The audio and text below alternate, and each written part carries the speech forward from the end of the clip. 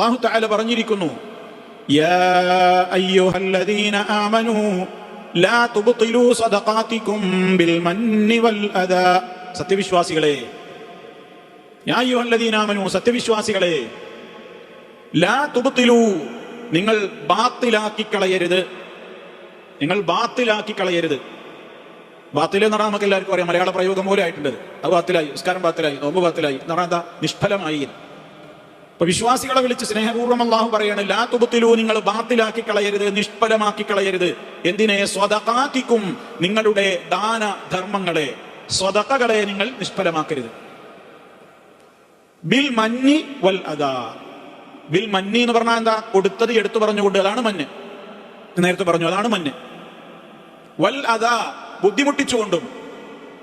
അപ്പൊ കൊടുത്തത് എടുത്തു പറഞ്ഞാൽ തന്നെ ഈ ആൾക്ക് പിന്നെ അത് ബുദ്ധിമുട്ടായി, അയാൾ വഷളാവുകയാണ്. ഒരാളെ മുമ്പെന്നാവും ചിലപ്പോൾ പറയാം, ഇനി ആരും കേൾക്കാതെ പറഞ്ഞാലും കൂലി പോയി. മറ്റൊരാളുടെ മുമ്പെന്നും കൂടി ആവുമ്പോഴോ അയാളെ ഇൻസൾട്ട് ചെയ്യലായത്. അയാൾക്ക് പരിക്കേൽക്കണം, അയാളുടെ മനസ്സ് വല്ലാതെ വേദനിക്കും. ഇയാളെ കണ്ടുമുട്ടേണ്ടിയിരുന്നില്ല, ഇയാളിൽ നിന്ന് എങ്ങനെയാണെങ്കിൽ ഒരു ആനുകൂല്യവും പറ്റേണ്ടിയിരുന്നില്ല. ഇപ്പൊ ഇയാൾ തെറ്റുമ്പോ ഇതന്നെ പറയണത്. കാണുമ്പോ ഒറ്റക്കും നാലാള് കൂട്ടത്തിൽ വെച്ച് കാണുമ്പോഴൊക്കെ എന്നോട് ഇത് പറഞ്ഞിട്ടാ സ്വീപ്പാക്കുന്നത്. ഇയാളെ കയ്യിൽ നിന്നൊന്നും വാങ്ങേണ്ടിയിരുന്നില്ല, റബ്ബെ പറ്റിപ്പോയല്ലോ, ഇനി എന്ത് ചെയ്യും എന്നിങ്ങനെ ഈ ആനുകൂല്യം വാങ്ങിയ മനുഷ്യൻ പിന്നെ അയാൾ മരിക്കോളും, അയാൾ മരിച്ചാലും അയാളുടെ മക്കളോടും ചിലപ്പോൾ പറയും, തീരൊന്നുമില്ല.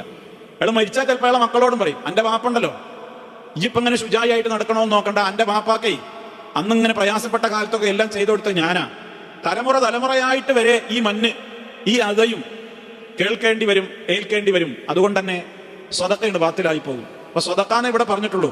അത് വിശദീകരിക്കുന്നിടത്താണ് പണ്ഡിതന്മാർ പറഞ്ഞത്. ഇപ്പൊ നവീമാൻ പറഞ്ഞില്ലേ, വനഹ്വിഹ എന്ന് പറഞ്ഞില്ലേ, സ്വതക്കയുമായി ബന്ധപ്പെട്ട അല്ലെങ്കിൽ അത്വയത്ത് ദാനവുമായി ബന്ധപ്പെട്ട ഏതൊക്കെയുണ്ടോ, പിന്നെ ഹിബത്തുണ്ട്, ഹദിയുണ്ട്. ഗിഫ്റ്റാണ് ഹദിയ. ഹിബത്ത് എന്ന് പറഞ്ഞാൽ ഇഷ്ടദാനം കൊടുക്കലാണ്. ഒരാൾക്കൊരു ഗിഫ്റ്റ് കൊടുത്തു, അതുവരെ വിളിച്ചു പറയാം, ഞാനെനിക്കത് തന്നില്ലേ, എനിക്ക് അത്ര പോക്കറ്റ് മണി തന്നില്ല, അല്ലെങ്കിൽ ഗിഫ്റ്റായിട്ട് എന്ത് വസ്തു കൊടുത്താലും അത് പറഞ്ഞാൽ അതിന്റെ കൂലി പോയി. വാക്കാലുള്ള സഹായമാണെങ്കിൽ അതും പോയി. ഞാൻ നേരത്തെ പറഞ്ഞതുപോലെ എല്ലാം അതിൽ ഉൾക്കൊണ്ട് കഴിഞ്ഞു. അതുകൊണ്ട് അത് ബാത്തിലായി പോകുന്ന ഒരു പരിപാടിയാണ്.